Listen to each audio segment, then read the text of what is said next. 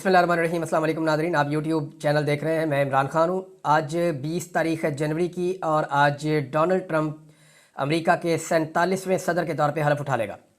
Donald Trump की टोपी पे आप देखते होंगे, रेड कलर की टोपी वो हर जगह पे पहन के डोनाल्ड ट्रंप अपनी पूरी कैंपेन करता रहा और डोनाल्ड ट्रंप की टोपी के सामने ट्रंप लिखा हुआ था और साइड पे आपने देखा होगा कि 45 और 47 लिखा हुआ होता था।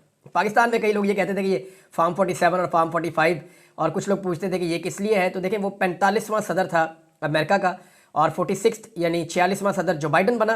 डोनाल्ड ट्रंप ने कहा कि उसके साथ धांधली हुई है और अब दोबारा डोनाल्ड ट्रंप मुंतखब हो गया, तो वो 47वां सदर है अमेरिका का।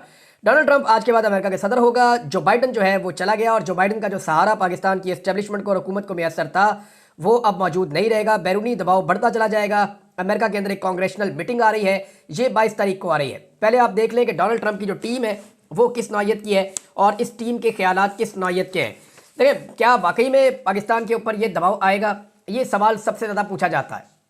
यानी अमेरिकन दबाव को तो कोई भी तस्लीम नहीं करता, पाकिस्तान में कोई भी अच्छी नज़र से नहीं देखता, लेकिन इंसानी हकूक़ की जो खिलाफ वर्जियाँ और पामालियाँ जो हुई हैं जो बाइडन के आशीर्वाद से जो पाकिस्तान की रियासत ने पाकिस्तान के शहरियों के साथ किया है, उसके नतीजे में एक रिएक्शन पैदा हुआ है और अगर अब उस तरह की सपोर्ट मैसर ना हुई तो फिर वो सब कुछ नहीं किया जा सकेगा। क्या जो बाइडन से मुख्तलिफ होगी डोनाल्ड ट्रंप की पॉलिसी, ये पाकिस्तानियों के अंदर सबसे बड़ा सवाल ये है। डोनाल्ड ट्रंप की टीम को अगर आप देखें तो पीट हेग्सेथ ये उनका जी सेक्रेटरी ऑफ द डिफेंस है, उसके बाद तुलसी गैबर्ड ये डायरेक्टर ऑफ नेशनल इंटेलिजेंस है, मार्को रूबियो इसको बहुत सारे लोग जानते होंगे पहले से भी, ये सेक्रेटरी ऑफ द स्टेट है और ये बड़ा इंपॉर्टेंट ओहदा है। मार्को रूबियो के बारे में मैं आपको ये बताऊं कि ये पाकिस्तान के लिए और बहुत सारे और मुल्कों के लिए मुश्किलात पैदा करेगा क्योंकि इसकी पॉलिसी जो है वो बहुत ही एंटी एस्टेब्लिशमेंट टाइप की इसकी पॉलिसी है। क्रिस्टी नोएम ये सेक्रेटरी ऑफ होमलैंड सिक्योरिटी, काश पटेल को FBI डायरेक्टर तैनात किया गया है अब तक की इतला के मुताबिक। जॉन रैटक्लिफ ये CIA डायरेक्टर होगा और माइकल वॉल्ट्स ये national security adviser Donald Trump का और एलिस स्टेफनिक ये यूनाइटेड नेशन की मेंबर है, अमेरिका की जानिब से डोनाल्ड ट्रंप ने इनको तैनात किया। और इसके अलावा कैरोलिन लेविट ये व्हाइट हाउस प्रेस सेक्रेटरी होगी, जैसे कि व्हाइट हाउस के अंदर से जो स्टेटमेंट जारी होते हैं वो यहाँ से होंगे। और रिचर्ड ग्रेनल ये special invite to the president है और बहुत सारे ओहदे भी हैं, लेकिन ये वो हैं जो पाकिस्तान के ऊपर कम से कम इम्पैक्ट डाल सकते हैं या बैरूनी मामलात को ज़्यादातर देखेंगे। अब अगर इन लोगों की मुश्तरका खसूसियात निकाली जाएँ कि इनके अंदर कौन सी चीज़ें हैं जो एक जैसी हैं और वही चीज़ें डोनाल्ड ट्रंप में हैं जिनकी बुनियाद के ऊपर ये सारी टीम इकट्ठी हो गई है, हम ख्याल लोगों की टीम बनती है ना। एक तो ये सब लोग जो हैं वो डीप स्टेट एक्टर्स के या एस्टेब्लिशमेंट की मुदाखलत के बहुत खिलाफ है और अमेरिका में ये इलेक्शन लड़के आए हैं वहाँ की डीप स्टेट के, यानी इन्होंने अमेरिकन एस्टेब्लिशमेंट को शिकस्त दी है और जहाँ जहाँ पे अमेरिकन एस्टेब्लिशमेंट ने गंद मारा है ये वहाँ के बारे में भी उसी तरह की राय रखते हैं। पाकिस्तान के बारे में आप इनकी राय पहले ही सुन चुके हैं और इमरान खान साहब के बारे में भी डोनाल्ड ट्रंप से लेकर बाकी इनकी टीम की जो राय है वो अब तक तो आपके सामने है। फिर ये सारे लोग जो है ये एंटी वॉर हैं, ये नई जंगें शुरू नहीं करेंगे, ये जो पुरानी जंगें हैं उनको रोकने की कोशिश करेंगे। ये हथियार के बजाय अपना हथियार बनाएंगे, पाबंदियों को और दबाव की पॉलिसी इख्तियार करेंगे, यानी दुनिया के ऊपर पाबंदियां लगाएंगे, उनके ऊपर दबाव डालेंगे और इन चीज़ों को बतौर वेपन इस्तेमाल करेंगे। ये भारत की तरफ इनका झुकाव रहेगा। भारत क्योंकि दुनिया में दूसरी सबसे बड़ी आबादी है और ये उसको एक बड़ी मार्केट के तौर पर देखते हैं और इलन मस्क जो है उसकी भी भारत से बड़ी कुर्बत है, बहुत सारे और इनकी टीम के अंदर मेंबर हैं डोनाल्ड ट्रंप की जो भारत के तरफदार हैं, तो ये भी एक खसूसियत इनकी रहेगी। इंसानी हकूक़ के मामले में ये सख्त पॉलिसी रखेंगे। वैसे भी अमेरिका की जो फॉरेन पॉलिसी है वो खुद ये कहते हैं कि जनाब हमारी जो बुनियाद है उसकी वो इंसानी हकूक़ है। हालांकि इंसानी हकूक़ के मामलात में अमेरिका से भी बहुत शिकवे और शिकायतें पूरी दुनिया को रहते हैं और बहुत सारी ऐसी मिसालें माजी में मौजूद हैं। बात हम बात कर रहे थे डोनाल्ड ट्रंप की टीम की, तो डोनाल्ड ट्रंप की टीम के अंदर ये मुश्तरका खसूसियात हैं इन सारे लोगों के अंदर और ये लोग क्या कर सकते हैं ये पता चलेगा। क्या ट्रंप के साथ पाकिस्तान की जो इस वक्त मौजूदा हुकूमत है उन्होंने कोई वर्किंग रिलेशन बना लिया है या ट्रंप की टीम तक उनकी रसाई हो गई है? तो अब तक की इतला के मुताबिक हुकूमत और एस्टेब्लिशमेंट दोनों बौखलाहट का शिकार है, यानी उन्हें खुद भी अभी तरह से कुछ आइडिया नहीं है कि डोनाल्ड ट्रंप उनको किस लेवल पे ले जाएगा या उन्हें किस तरह के हालात का सामना करना पड़ेगा। यानी उनके पास कोई हिंट नहीं है, बल्कि वो हम लोगों से और जो ओवरसीज हैं उनसे पूछते रहते हैं कि बढ़ेगा की।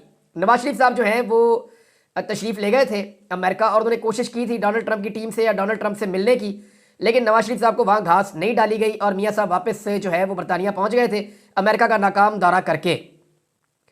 अब अगर कोई इनके पास हिंट होता ना कि डोनाल्ड ट्रंप इनके साथ खड़ा हो जाएगा मौजूदा हुकूमत के साथ, जैसे जो बाइडन खड़ा हुआ था उस तरह की कोई सहूलत मिल जाएगी। देखिए, दो ही चीज़ें हो सकती है ना। डोनाल्ड ट्रंप एक जुए की तरह है मौजूदा एस्टेब्लिशमेंट के लिए। इनके पास 20% चांसेज है शायद डोनाल्ड ट्रंप इनकी तरफ आ जाए, लेकिन 80% इनको आइडिया है कि डोनाल्ड ट्रंप वहीं जाएगा जिस तरफ को उसका मुंह है, यानी जो अब तक असेसमेंट है वो उसी तरफ जाएगा।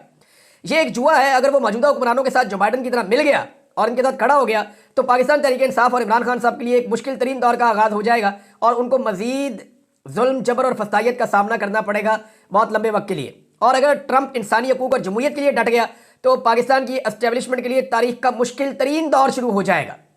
यानी इस एस्टेब्लिशमेंट ने कभी इतना मुश्किल वक्त नहीं देखा होगा, क्योंकि अगर इमरान खान को छोड़ते हैं तो बहुत बड़ी मुसीबत खड़ी हो जाएगी, और अगर इमरान खान को नहीं छोड़ते तो भी एक बहुत बड़ी मुसीबत खड़ी हो जाएगी। यानी एक ऐसे दोराहे पे खड़े हैं जहां दोनों तरफ खाई है, आगे बढ़ते हैं तो फिर खाई है, पीछे हटते हैं तो फिर खाई है। लेकिन मेरे ख्याल में पाकिस्तान अपना मसला पाकिस्तान के अंदर मुज़ाकरात के जरिए से हल करे और किसी नतीजे में पहुंच जाए तो ये सबसे बेहतर ऑप्शन हो सकता है।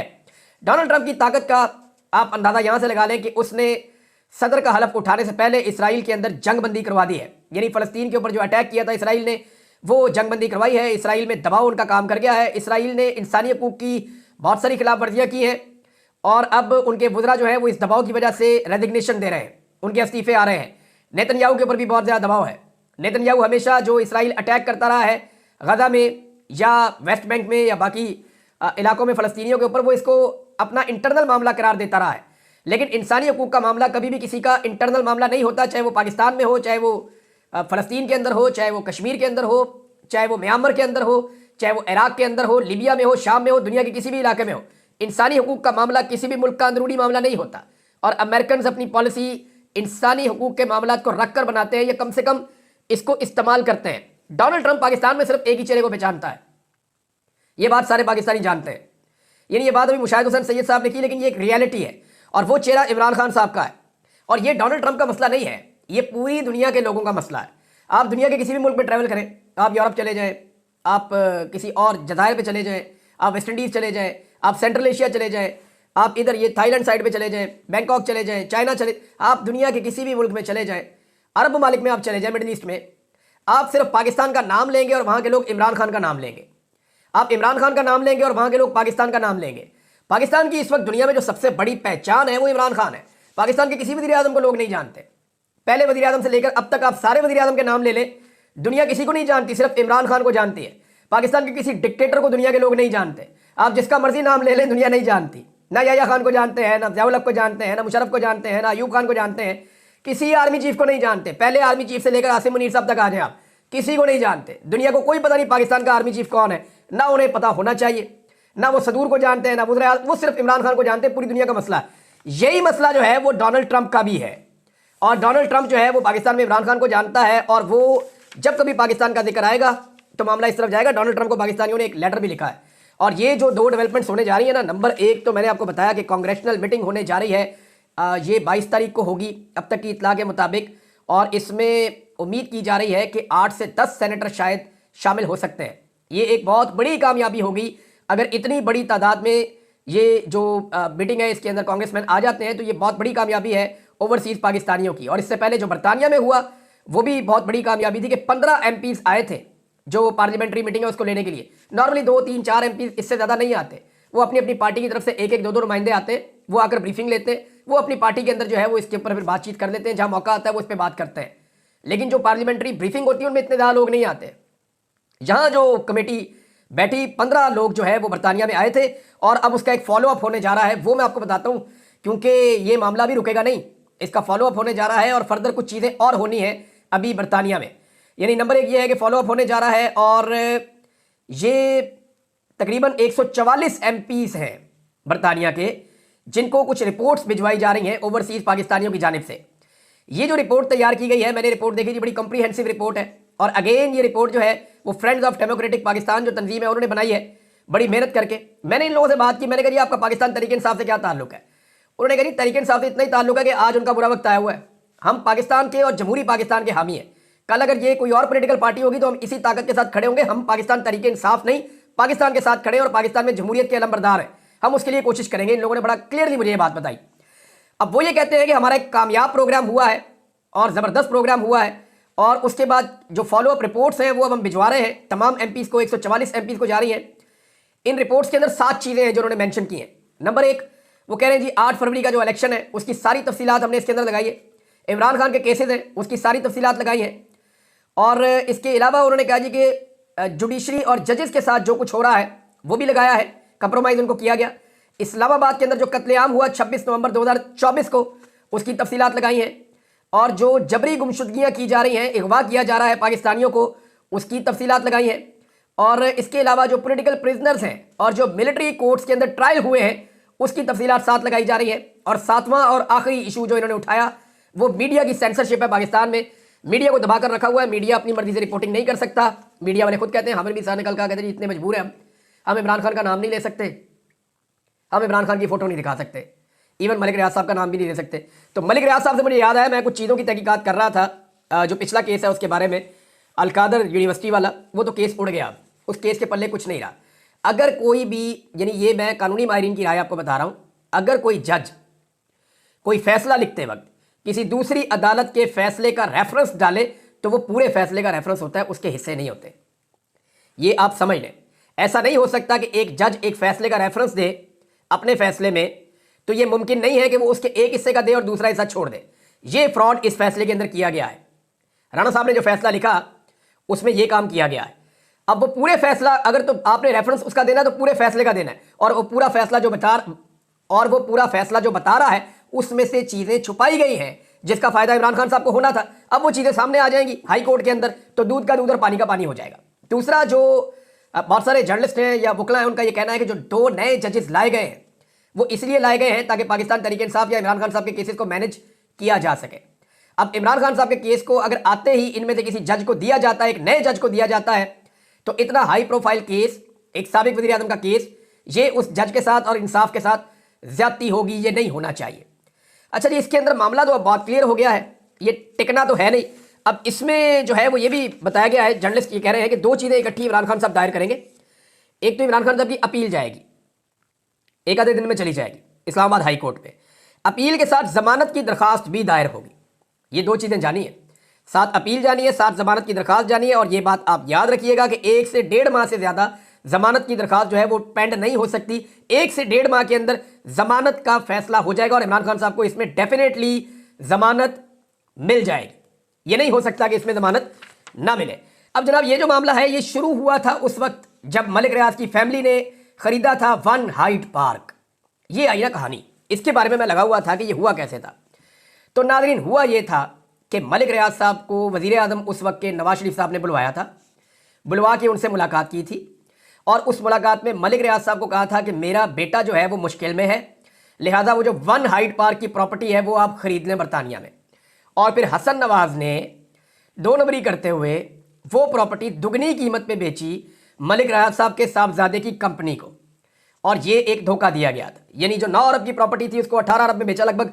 उस वक्त इसकी 20 मिलियन पाउंड की वर्थ थी और इसको 45 मिलियन पाउंड्स के अंदर बेचा गया था मलिक रियाज के बेटे की कंपनी को, और इजाफी पैसे वसूल किए थे। ये वही हसन नवाज है जो इस वक्त बरतानिया से निकल लिया दिवालिया होने के बाद। यानी इसने सारा पैसा इकट्ठा किया, वन हाइट पार्क को भी बेचा, अपनी सारी कंपनियों को दिवालिया साबित किया और अरबों रुपया लेकर ये बरतानिया से निकल लिया। और दूसरी तरफ जो मलिक रियाज साहब जो हैं उनके वहाँ पे जो है अकाउंट फ्रीज हो गए।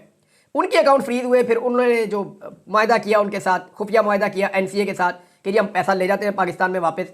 और जब उन्हें पता चला कि जी पैसा पाकिस्तान में वापस जाना कहाँ पे, सुप्रीम कोर्ट में जाएगा जी, वहाँ पे हमने जुर्माना अदा करना है, तो वो जुर्माने की मद में आ गया। मेरे 2-3 सवाल आते हैं यहाँ पे। पहला सवाल ये है कि मलिक रियाज को तो 460 अरब का जुर्माना कर दिया, और जुर्माना करने की वजह यह थी कि सिंध से इन्होंने ज़मीन कम कीमत में ली। तो सिंध की गवर्नमेंट के खिलाफ क्या कार्रवाई की थी अदालत ने? आसिफ अली जरदारी है ना, या मुराद अली शाह, इनके खिलाफ क्या कार्रवाई हुई? मलिक रियाज को तो जुर्माना हो गया, इनके खिलाफ क्या कार्रवाई हुई? जिन्होंने ओने पोने या जिन्होंने नुकसान किया सरकार का, उनके खिलाफ कोई कार्रवाई नहीं हुई। उनमें से एक आज सदर और एक वजीर आला है। दूसरा, वन हाइट पार्क, जहां से ये कहानी शुरू होती है, नवाज शरीफ या उसके बेटे से किसी ने सवाल पूछा या वहां कोई कार्रवाई हुई? और तीसरी बात यह है, ये तो अल मशरिक बैंक है, उन्होंने खुद स्टेटमेंट दिया हुआ है आके, डायरेक्ट वहां जो उनका CEO है उसने आकर बता दिया था कि जनाब ये पैसे मलिक फैमिली के हैं, वो खुद अपनी मर्जी से पाकिस्तान में लाके अपना जुर्माना पे कर रहे हैं। ये उन्होंने आकर बता दिया था। और पाकिस्तान की गवर्नमेंट जो है वो सिर्फ उन्होंने, क्योंकि ये पैसा बहुत ज़्यादा बल्क में आना था, तो पाकिस्तान की गवर्नमेंट को उसके अंदर अपना जो है वो लीगैलिटी के लिए इस पर कैबिनेट की अप्रूवल लेनी पड़ी, और वो अप्रूवल इमरान खान साहब के गले में फंसा दी है। और कोई कानूनी नुक्ता नहीं है, ये केस उड़ जाएगा। ये मैं आपको पहले भी बता चुका हूँ, अब फिर आपको बता रहा हूँ। अब नाज़रीन, नया एक मंजन पाकिस्तान में लाया गया। पाकिस्तान की एस्टेब्लिशमेंट ने वैसे सारे ही तजुर्बे कर लिए हैं पाकिस्तान के साथ, ये एक नया तजुर्बा है जो अब दोबारा मार्केट में लॉन्च किया गया। देखिए, एस्टेब्लिशमेंट ने गुज़िश्ता 3 सालों में अपने तमाम वो ख्वाहिशात पूरी की हैं जो वो करना चाहते थे। यानी उन्होंने टेक्नोक्रेट लगाकर देख लिए, लंबी निगरान हुकूमत बनाने की बातें होती थी वो भी उन्होंने करके देख ली, अदालतों पर और इदारों पर मुकम्मल कंट्रोल करना चाहते थे वो भी करके देख लिया, फौजी अदालतों में ट्रायल करना चाहते थे वो भी करके देख लिया, धांधली से तमाम जमातों को 2 मरतबा उन्होंने हुकूमत बनाकर देख ली। यानी वो चाहते थे कौमी हुकूमत तश्कील दी जाए, सारी जमातें पीटीआई को निकाल के उन्होंने इकट्ठी कर दी, सारी जमातें इकट्ठी की ना, 11-12 जमातें मिला के उन्होंने हुकूमत बना दी थी पीडीएम की, सारी उसके अंदर बैठे हुए थे। फिर भी पाकिस्तान की मईशत का बेड़ा गर्क हुआ था। अब जनाब खबर ये आ रही है कि कौमी हुकूमत का मंजन दोबारा बेचा जा रहा है और पाकिस्तान तहरीक इंसाफ को और इमरान खान साहब को राजी करने की कोशिश की जा रही है। अच्छा जी, आप कोई और बात नहीं मानते, आप डील नहीं करना चाहते, आप ना करें, पाकिस्तान की खातिर एक कौमी हुकूमत आप बना दें।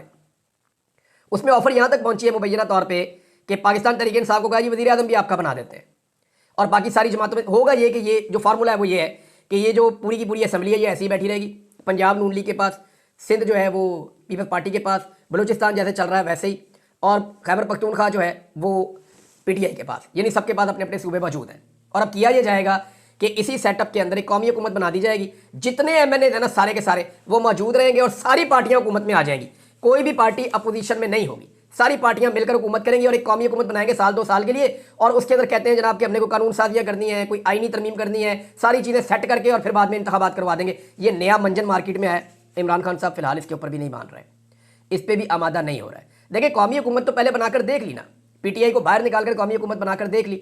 अब पीटीआई को मैं आपको एक बात क्लियर कर दूं, जिस वक्त इमरान खान साहब ने कोई डील मारी या जिस वक्त इमरान खान साहब ने इस किस्म के किसी खेल का हिस्सा बने जिसमें ये सारों के साथ मिलकर इमरान खान साहब उस तरीके से बैठे जैसे वो चाह रहे हैं, यानी मुज़ाकरात के लिए बैठना तो बहुत अच्छी बात है, रास्ता निकालना चाहिए, एस्टेब्लिशमेंट को वापस उनके काम पे भेजना चाहिए, इदारों का सियासत के अंदर से किरदार खत्म करना चाहिए, ये सारी चीज़ें करने के लिए अगर बैठते हैं तो बहुत अच्छी बात है। लेकिन अगर इक़्तिदार की खातिर कोई डील होती है तो इसका बहुत बड़ा डैमेज इमरान खान साहब को हो जाएगा। मोहित पीरजादा साहब ने दावा किया है कि बुशरा बीबी को जो सज़ा सुनवाई गई है उसमें अली अमीन गंडापुर साहब का किरदार है, और मोहित पीरजादा साहब ये कहते हैं क्योंकि बुशरा बीबी अली अमीन के लिए मसाइल पैदा कर रही थी इसलिए। अच्छा, इससे पहले कुछ लोगों ने दावा किया था उस वक्त भी जब आज़म सवाती साहब गिरफ्तार हुए थे, क्योंकि आज़म सवाती साहब को इमरान खान साहब ने खैबर पख्तूनख्वा में वज़ीर आला हाउस में रखा हुआ था और वो खुले हर जगह पे आते जाते थे, हर चीज़ के ऊपर उनकी निगरानी थी। लेकिन फिर जब वो गिरफ्तार हो गए और लंबे अरसे तक के लिए, तो कुछ लोगों ने उस वक्त भी इस किस्म का क्लेम किया था जो अब मोहित पीरजादा साहब कर रहे हैं, और वो ये कह रहे हैं कि जनाब बुशरा बीबी की गिरफ्तारी के पीछे अली अमीन गंडापुर इसलिए है क्योंकि अली अमीन गंडापुर साहब को लगता था कि मेरे मामलात के अंदर मुदाखलत हो रही है और उनके लिए परेशानी पैदा हो रही है। देखना ही होगा कि इस पर बुशरा बीबी और इमरान खान साहब क्या मौक़िफ़ देते हैं। अभी जेल से तो फिलहाल वो नहीं दे सकते, लेकिन फ्यूचर में ये चीज़ें खुलती होती हैं बड़े लंबे अरसे के बाद, तो देखते हैं बाद में क्या होता है। नाज़रीन, जस्टिस मंसूर अली शाह साहब के साथ एक और ज़्यादती की गई है सुप्रीम कोर्ट ऑफ पाकिस्तान में, और ये जैसे कादी साहब चला रहे थे अदालत को वैसे ही चलाया जा रहा है। यानी इस बार कादी फ़ायद ईसा नहीं, जस्टिस याया अफरीदी हैं। सुप्रीम कोर्ट के अंदर एक बार फिर तफरीक बढ़ सकती है, ये सवाल उठाया है मरियम नवाज़ खान साहिबा ने। वो ये कहती हैं कि चीफ जस्टिस याया अफरीदी के मातहत रजिस्ट्रार ऑफिस ने सुप्रीम कोर्ट के 16 जनवरी के वाज़ेह हुक्मनामे के बावजूद 26वीं तरमीम के तहत नाफिज होने वाले आर्टिकल 191A पर जवाबदेही के मुकदमे को अब तक समाअत के लिए मुकर्रर नहीं किया। हालांकि बेंच कह चुका है कि इसको समाअत के लिए लगाया जाएगा पीर वाले दिन।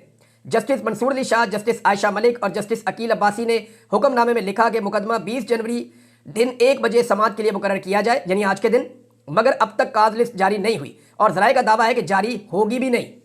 ऐसे में जज साहिबान मखसूस नशिस्तों के बाद एक मरतबा फिर एक हुक्म की खिलाफ वर्जी बर्दाश्त करेंगे। यानी इससे पहले भी जजों के हुक्म की खिलाफ वर्जी हो रही है, मखसूस नशिस्तें जो फैसला हो चुका है फुल कोर्ट का वो अभी तक उसके ऊपर अमल दरामद नहीं हो रहा। इसी तरह यहाँ पे भी जज ने एक फैसला दिया, एक बेंच ने फैसला दिया और उस बेंच के फैसले के ऊपर रजिस्ट्रार ऑफिस अमल दरामद नहीं कर रहा, और रजिस्ट्रार की क्या मजाल है, यानी ये तो मामला फिर चीफ जस्टिस के हाथ में है ना। अच्छा, अटॉर्नी जनरल ऑफिस जवाब के लिए वक्त मांग रहा था, जब बेंच ने वक्त नहीं दिया तो उन्होंने अपने तकर्रुर करदा चीफ जस्टिस से वक्त ले लिया। ये तासुर खुद में एक तबाही है। अच्छा जनाब, मुकदमा क्या है? मुकदमा ये है कि कौन से मामला जो है वो आईनी बेंच में जा सकते हैं और कौन से नहीं जा सकते। यानी अगर मैं सिंप्लीफाई करूँ आपको तो ये 26वीं आईनी तरमीम के ऊपर बहुत बड़े सवालात उठ जाएंगे अगर इन जजेस ने कोई फैसला दे दिया तो, इसलिए इस केस को टेक्निकली लगने नहीं दिया जा रहा। अब अंदाजा करें कि अदालत हुक्म देती है और केस नहीं लगता, और ये कादी फ़ायद ईसा के दौर में होता था, अब जस्टिस याया अफरीदी के दौर में भी हो रहा है। तब तक इतना ही, अपना ख्याल रखिएगा, अपने चैनल का भी। अल्लाह हाफ़िज़।